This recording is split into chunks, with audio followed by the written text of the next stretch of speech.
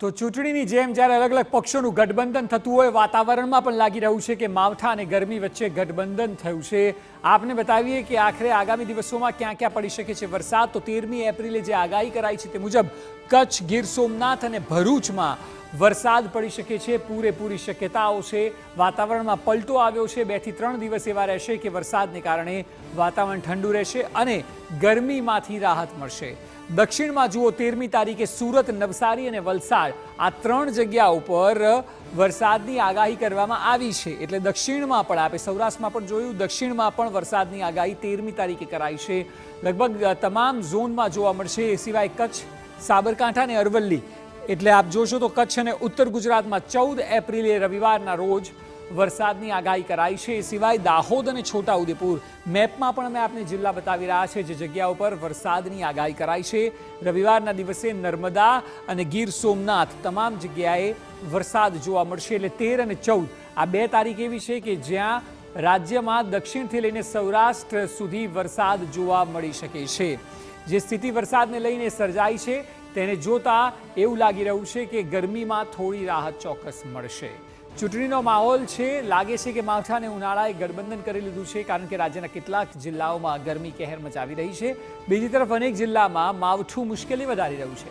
હજુ આગામી 48 થી 72 કલાક સુધી વાતાવરણમાં આવી જ રીતે પલટો જોવા મળી શકે છે।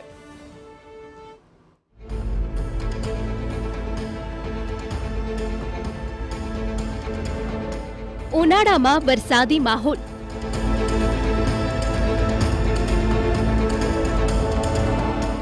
હજુ 48 કલાક રહેશે માવઠાનો માહોલ।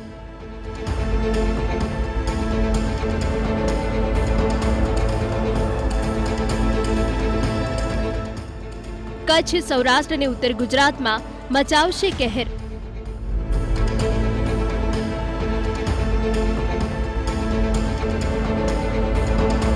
મધ્ય ગુજરાતના અનેક જિલ્લાઓમાં માવઠાની મોકાણ।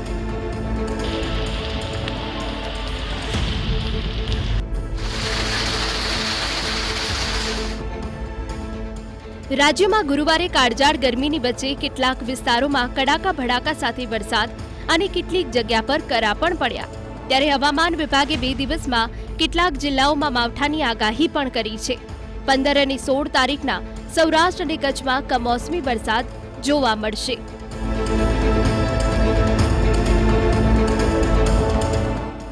વલસાડ, સુરત, નવસારી, ભરૂચ, આણંદ, નર્મદા, દાદરાનગર હવેલી તથા સૌરાષ્ટ્રના અમરેલી, ભાવનગર, ગીર સોમનાથ અને દીવમાં વરસાદ વરસવાની આગાહી છે। સાથે ગીર સોમનાથ, દાદરાનગર હવેલી, भावनगर અને દીવમાં કમોસમી વરસાદી આગાહી છે।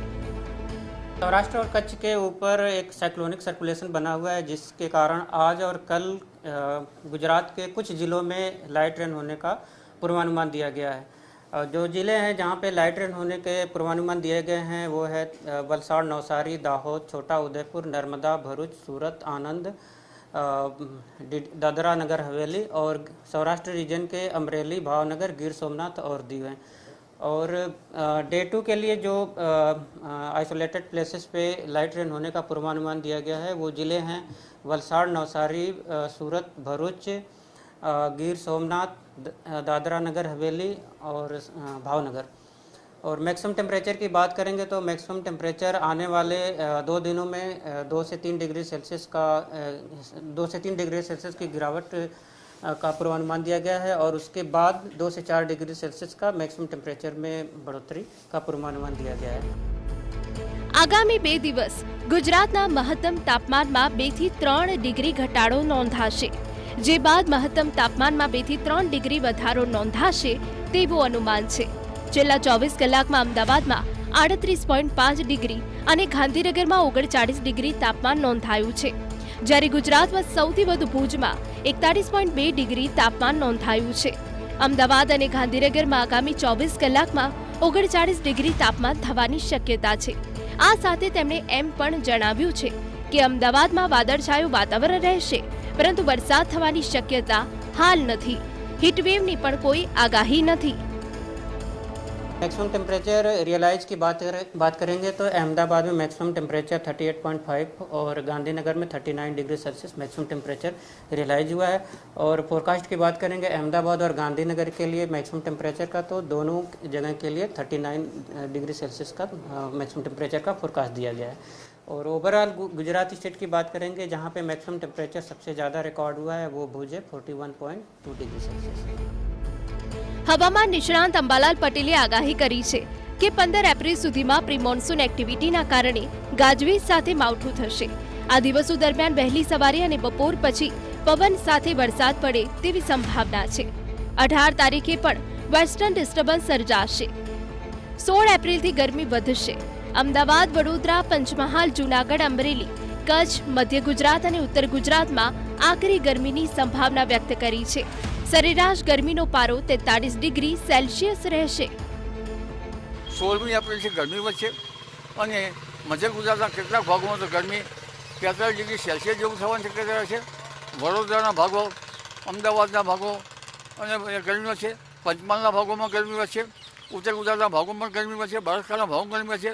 કોઈ ભાગમાં 42 ડિગ્રી સેલ્સિયસ જેવું મહત્તમ ઉષ્ણતામાન થશે અને કચ્છના ભાગ ઉપર ઉત્તર સૌરાષ્ટ્રના ભાગો, સુરેન્દ્રનગર, ધાંગધ્રા, હળવદ વગેરે ભાગોમાં ગરમી વધશે।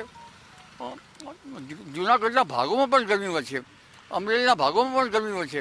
એટલે ગરમી છે આ વખતે આકરી ગરમી રહેશે અને વચ્ચે પડતી ઋતુમાં ગરમી વધઘટ થશે। તારીખ 27મી એપ્રિલ આસપાસ પણ ગરમી વધશે। મહત્તમ ઉષ્ણતામાન રાજ્યના કેટલાકમાં 43 ડિગ્રી સેલ્સિયસ જેવું રહેવાની શક્યતા રહેશે। 7, 8 અને 9 મેમાં પણ ગરમી વધશે। વંટોળનું પ્રમાણ વધશે। તારીખ 10, 11, 12માં પણ ભારે આંધી વંટોળ સાથે કેટલાક બહુ પ્રી મોન્સૂન એક્ટિવિટી શરૂ થશે। એટલે હજુ 48 થી 72 કલાક સુધી રાજ્યમાં માવઠું કહેર મચાવી શકે છે, જે બાદ ગરમી હાહાકાર મચાવશે। અમદાવાદ અને ગાંધીનગર જેવા મહાનગરોમાં ગરમી પહેલા જ આતંક મચાવી રહી છે, ત્યારે આગામી દિવસો હજુ પણ ગરમ રહેશે। Bureau report, TV9।